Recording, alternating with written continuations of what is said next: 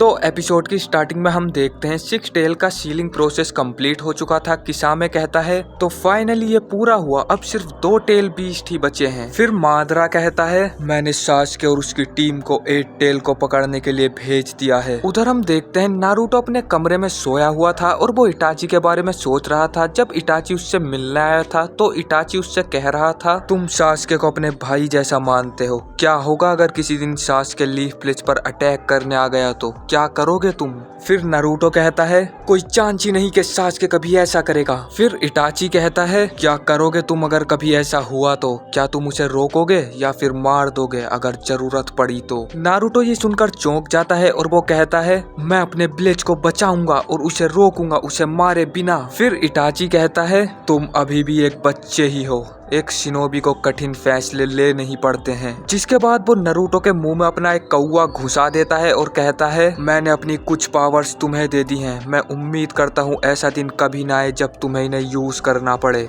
फिर हम प्रेजेंट में देखते हैं नारुतो कहता है इटाची ने ऐसा क्यों किया होगा, आखिर वो चाहता क्या था। उधर हम सास्के की टीम को देखते हैं जो 8 टेल को लेकर जा रहे थे। सास्के कहता है जल्दी चलो हम पहुँचने ही वाले हैं। जिसके बाद हम देखते हैं सास्के 8 टेल को मादरा के आगे फेंक कर कहता है जैसा कि मैंने कहा था मैं 8 टेल को ले आया हूँ, और फिर वो वहाँ से जाने लगता है। फिर मादरा कहता है तो तुम कहाँ जा रहे हो। फिर सास्के कहता है पहले मैं अपने घाव ठीक करूंगा और फिर हिडन लीफ जाऊंगा। उधर हम देखते हैं रायकागे को, जिन्हें पता चलता है उनका भाई किडनैप हो गया है तो वो काफी ज्यादा गुस्सा हो जाते हैं और वो कहते हैं मैं अकात्सुकी को नहीं छोड़ूंगा, तुम बस थोड़ा इंतजार करो मेरे छोटे भाई। फिर हम नारुतो को देखते हैं, तभी वहाँ पर ककाशी आते हैं और कहते हैं लेडी सुनाडे ने तुम्हें बुलाया है, चलो नारुतो। फिर हम होकागे ऑफिस में देखते हैं, सभी लोग वहाँ पर पहले से ही मौजूद थे। नारुतो सबको देखकर थोड़ा परेशान हो जाता है और वो कहता है ये बूढ़ा मेंढक कौन है और ये यहाँ पर क्या कर रहा है। फिर सुनाडे कहती है चुप हो जाओ नारुतो, ये माउंट म्योबोकू के ग्रेट सेज लॉर्ड फुकासाकू हैं और ये इतनी दूर से यहाँ सिर्फ तुमसे बात करने के लिए आए हैं। फिर नारुतो कहता है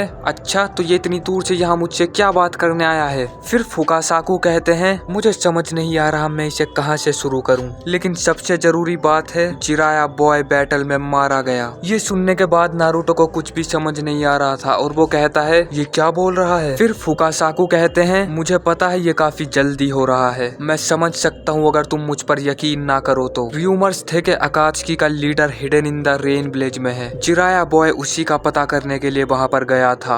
बहुत साल पहले अकात्सुकी का लीडर पेन जिराया का स्टूडेंट हुआ करता था और जिराया उसे नागुटो कहकर बुला रहा था। फिर सुनाडे सोचने लगती है 3rd ग्रेड निंजा वॉर के दौरान जिराया 3 अनाथ बच्चों की देखभाल कर रहा था, किसने सोचा था कि वो बच्चे। फिर ककाशी कहते हैं जिराया जैसे शिनोबी को हराना पेन ने आखिर ये किया कैसे। फिर लॉर्ड फुकासाकू कहते हैं क्योंकि पेन के पास है रिनेगान। ये सुनकर सभी लोग चौंक जाते हैं। फिर फुकासाकू कहते हैं उसकी पावर के बारे में तुम लोग सोच भी नहीं सकते, लेकिन और कुछ भी है जो मैं तुम्हें बताना चाहता हूँ। फिर ककाशी कहते हैं क्या वो 6 लोग हैं जिनके पास रिनेगान है, ये पॉसिबल भी कैसे है। फिर फुकासाकू कहते हैं मुझे इसके बारे में नहीं पता, लेकिन जिराया बॉय ने इसका पता लगा लिया था और वो बेचारा मारा गया, लेकिन मरते मरते भी उसने एक मैसेज छोड़ दिया। जिसके बाद लॉर्ड फुकासाकू अपना क्लोक उतारते हैं और कहते हैं ये है उसका मैसेज। फिर सुनाडे कहती है मुझे जानना है जिराया हमें क्या बताना चाहता था, हम इसे डिकोड करेंगे और पता लगाएंगे। फिर नारुतो कहता है तुमने उन्हें जाने दिया था,